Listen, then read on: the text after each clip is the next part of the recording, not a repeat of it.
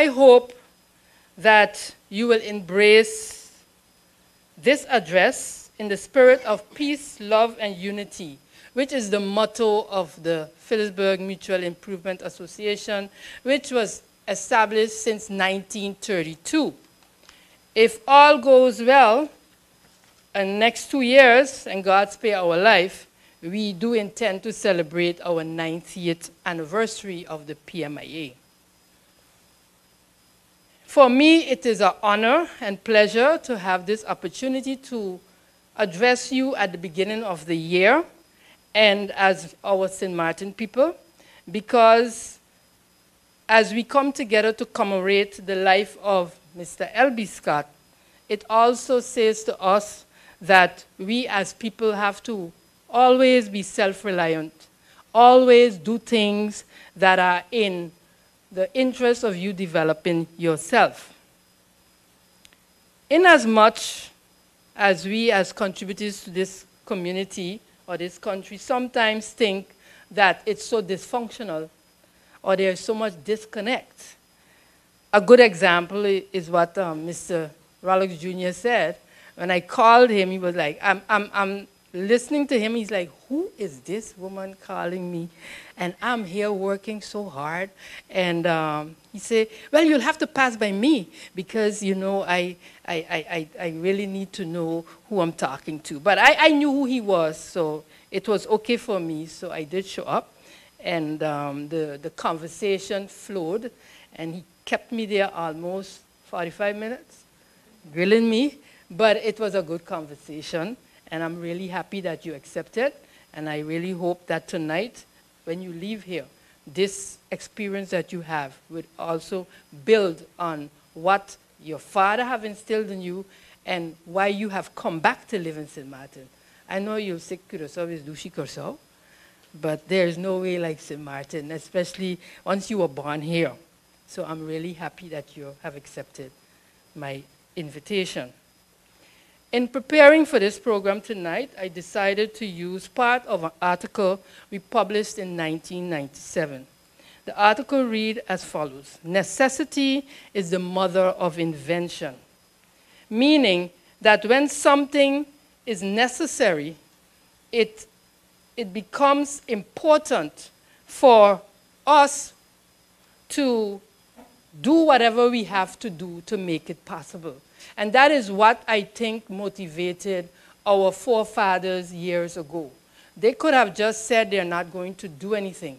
But against all odds, whatever political situations there was, whatever economic challenges they had, they still came together week after week, and they decided to build this building. And for that reason, we can sit here tonight.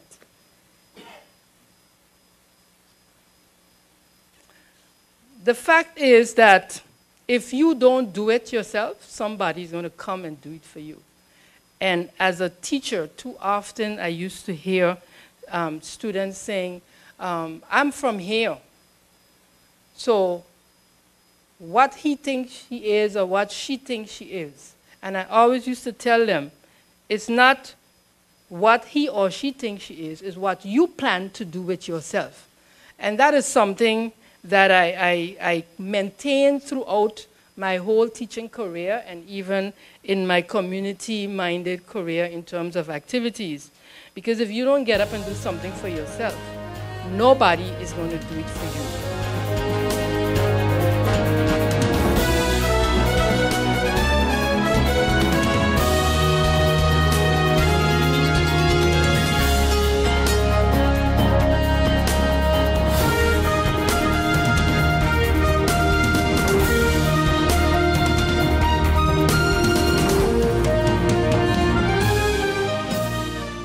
GEBE has been faithfully serving the communities of St. Martin, powering your home and our economy.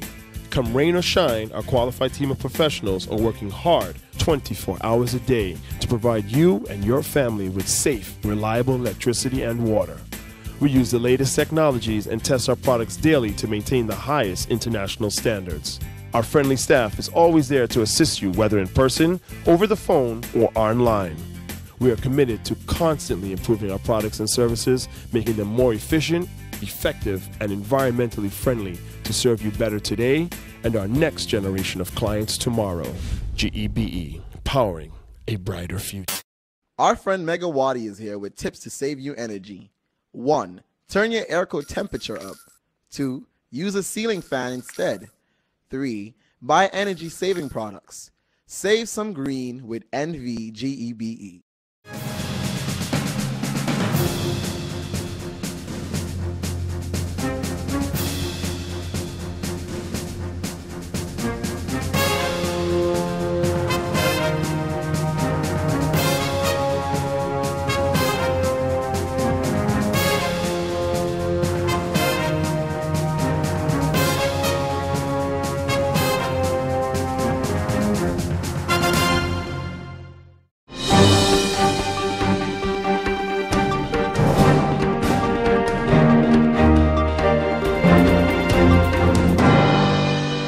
It gave me great pleasure, actually, to stand here today and give this particular speech on this prestige occasion. I did not know much about it, I must say. My mom did. But after sitting here, listening to the, how should I put it, the makeup of the entire family, I feel personally part of the family right now. So I must say, congratulations to the board for doing this for so many years. And do keep it up, because again, the entire goal is to pass it on to the next generation. St. Martin people, we have always been entrepreneurs. It's part of our DNA. Our family always owned property. Our families always conducted business to business, and that is how we actually got the slogan, the Friendly Island. I don't know what happened, and this is part of my presentation I mentioned, but this is the part that we must not forget. Why were we in business then, and today we are settling for just being employees? Something to think about. How come your parents own businesses, and now you are just an employee at a store that you do not like working? Where did we go wrong? So that is a question. I think I'm going to leave it right there and go into the presentation. But that is a question that I think we all should be asking ourselves. Now, we talked about the damage that Hurricane Irma did to this building. And I said to myself, this is perfect because we have to go back there. On September 6, 2017, all of us could remember that devastating sound of that hurricane. I would like us for 1 second to just reflect on the scariest part of the hurricane for you. And then look at these images. And it's clearly said there, some of us are still recovering mentally, emotionally, and financially. It gives me an honor, a pride, when Ms. Holliday mentioned that we don't beg. That is also part of our culture. We get up and we start to rebuild right after. Let's go back to this period of time. It was about 20 minutes after the hurricane passed, you began hearing people already cleaning their yards, moving stuff, because that's who we are as a people.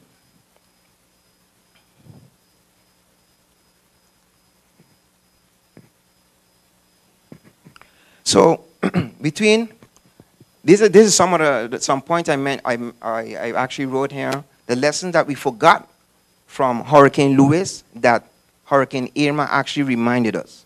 The first one, Hurricane Irma reminded us about the unity we have for each other. After hurricane, we all went next door, also helped the neighbor. The neighbor came over to our home.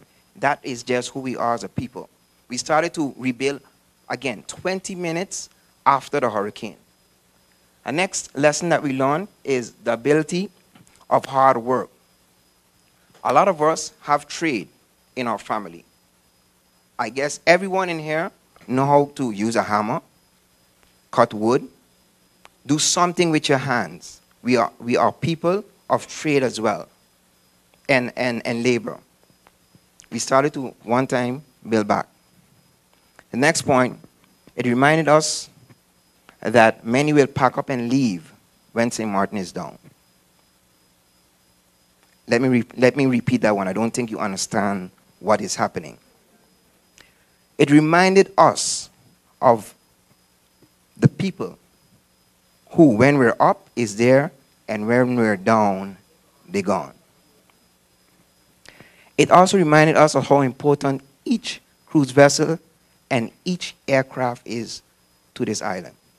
I did not mention an airline.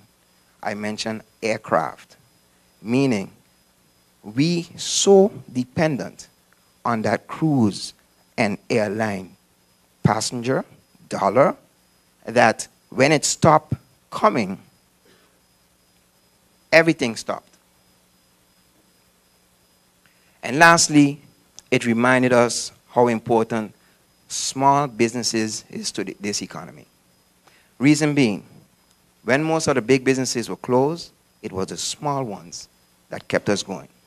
I'm sure everyone in this room can relate to this.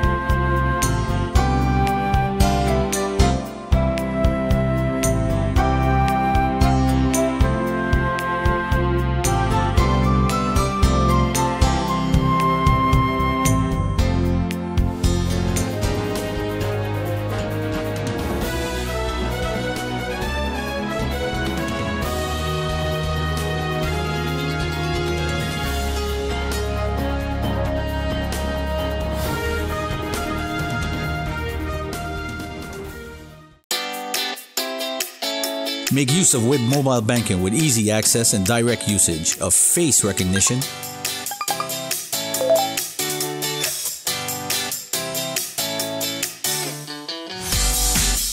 PIN code,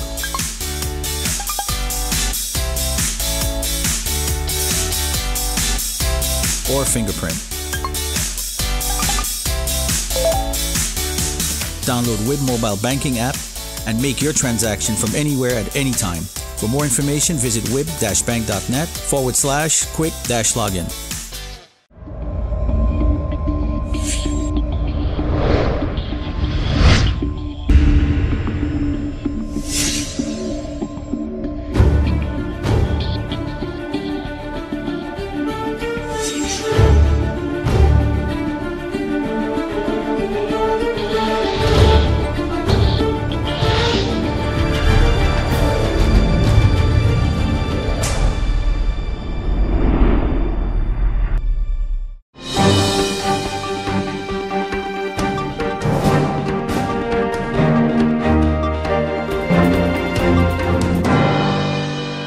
However, it's disappointing that the St. Martin Housing Foundation is not present with us, and I join my other colleagues who were concerned about the foundation showing up perhaps next week, because being in the COM myself, at some point in time, it was very, very difficult to get the foundation board to the COM, because meetings were called and they didn't show up, or there were excuses. At some point in time, we were told that the foundation doesn't report to the Council of Ministers, but only to the Minister of Romi. So I am looking forward to meeting the foundation also. Just a few questions. Perhaps the foundation, in preparation for their coming next week, hopefully, I would like to, through you, Mr. Chairman, to ask the minister, since the foundation says they are accountable to the minister and not to the Council of Ministers, to ask the foundation for their most recent audited financials, the most recent audited financials. I would, as a member of parliament, I would really like to see them, and I'm sure my colleagues would also like to see those. Also, I know that the foundation received funds for home repairs from the World Bank, and I would like to get an activity report, what has been done after receipt of those funds, with those funds, as well as a financial report, what has been spent thus far, if any, and what is still yet to be spent on repairs. I support my fellow members of parliament in their concern for the housing situation of the residents of Belvedere. And I agree with, I think, MP Bryson, who indicated that who is to continue to manage these homes? It's not only Belvedere, but there are several other properties that fall under the jurisdiction of the St. Martin Housing Development Foundation. And we need to be able to look at all of the properties that are being managed by the Housing Foundation. I believe, Mr. Chairman, that we should make special effort as Parliament to ensure that the Housing Foundation comes as quickly as possible and provides us with information so that we can get further into depth as to what is going on there. Another aspect I would like to ask the Minister, through you, Mr. Chairman, is the insurance situation.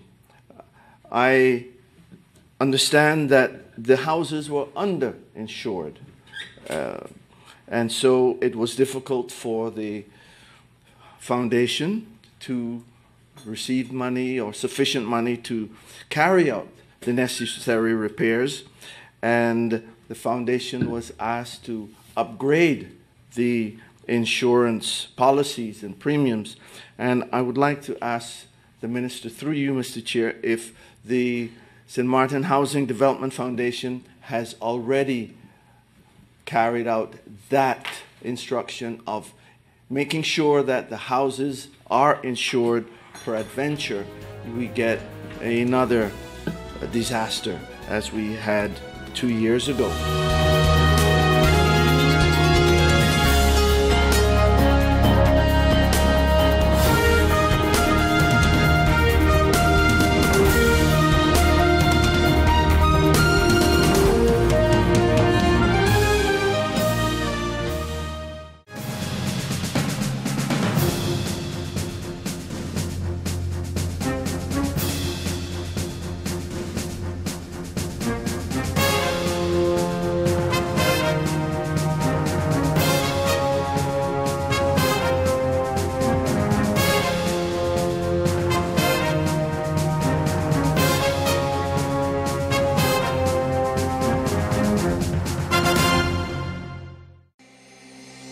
The admission department is basically where we hold clients that needs help with themselves, as in a crisis or non-crisis. A crisis situation could be a loved one or any one of the family member can call us saying, hey, the person is acting in such a way, we need help. If the person is being admitted, they will be incarcerated by the police, yes. From there, you'll be admitted to the crisis room. The crisis room now will give you an independent stay by yourself with the guidance of our nurses. And how was the process for you of being admitted here? How was that experience? It was good. They talked to me polite. They never cursed me off because I was smoking marijuana. I used to be addicted to that thing. They motivate me. Yeah. They give me my freedom to look for my jobs and stuff like that. When we find, or the doctor finds that you're stable enough, then we move you down to our admission ward, where you'll be among other clients and to mingle with the nurses even more. That's where we say we regain back, piece by piece, we bring it back to the reality of what you gotta deal with to see if you will handle the pressure that comes with everyday living. And also, I'm going to school. school? Yeah. All right, cool. Not only job, it's also school. So I stopped smoking marijuana and I stopped drinking alcohol. This has been years I haven't touched that. Impressive. Very strong. Yeah, yeah, you are.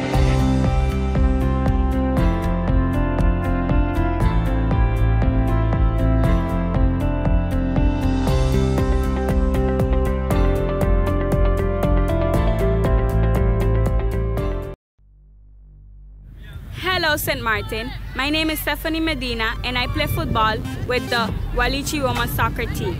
I have represented St. Martin in many different games. For example, the Dutch Caribbean Women's Soccer Cup. I played against Bonaire, Aruba, and Curacao right here in this stadium. Sports matter to me because it makes me happy, it keeps me fit and healthy, and it is very fun. So I asked the business community to take on this challenge and help us rebuild our facilities. And I also asked the community to nominate the local businesses in your area and take on the challenge and step up for sport. Why? Because sports matter.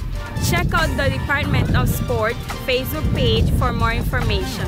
Hashtag sports matter, hashtag are you in?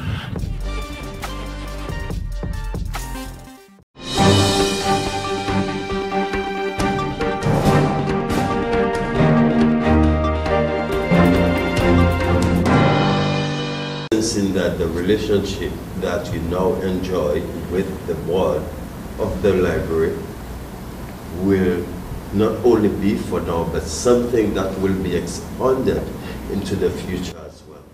I believe so, because I am a very open person. I'm a very people person. I would always be an educator. I'm always looking to see how I can learn more and teach more.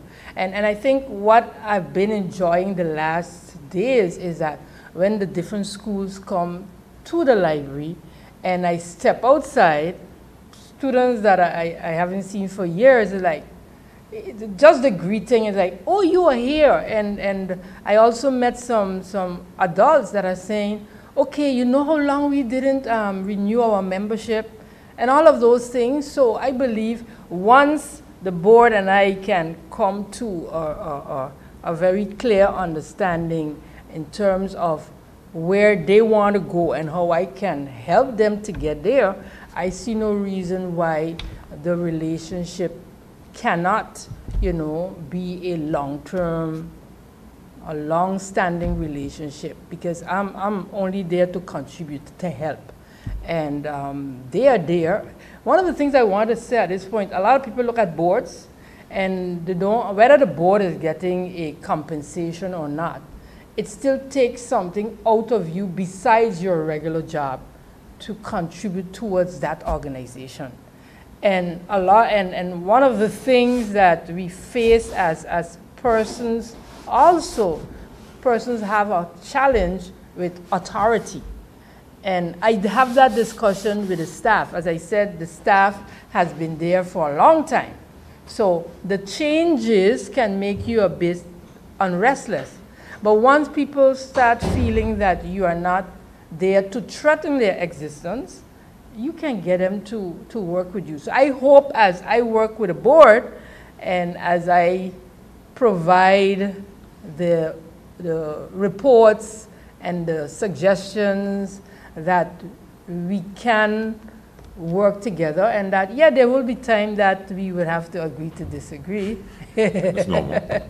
It's normal, but at the end of the day, it's about us making sure, as Paul said earlier, by 2023, God spare our lives, that we can open up our new facilities. I really would like us to work towards that, because we are looking 3 years ahead. And in terms of working with projects of that, that's not something that I would shy away from. So it's just for us to get the bureaucracy and the administration part of this out of the way, and that the persons that have to work with us understand this is not a Paul Martin's matter, this is not a Gwendolyn Holiday matter or any other people in the library. This is about a facility, a service-oriented facility that is going to aid our people in the community at all walks of life to have a source where they can go, where they can upgrade themselves. One of the programs that I think is also very interesting is the library. In that small space, they have a program for senior citizens where they are basically teaching them how to use the computer, because as you know, the banks right now, they are like, if you don't know how to use your online banking and all of that, and you see, even though we have so many steps to walk up, you see the elderly coming up those steps and enjoying how to turn on the computer, how to use Word. And I know Paul, they've been busy with it before me, and that really like say to you, hey, we got to get this going, and people have to understand that we have to speak the same language about getting the library up and running. It's good for the schools, it's good for, and in the morning too, you see some people that are home, they come up, they sit on the computer, they come in to read the newspaper. It is just a nice setting that makes people feel, hey, I have a home away from home.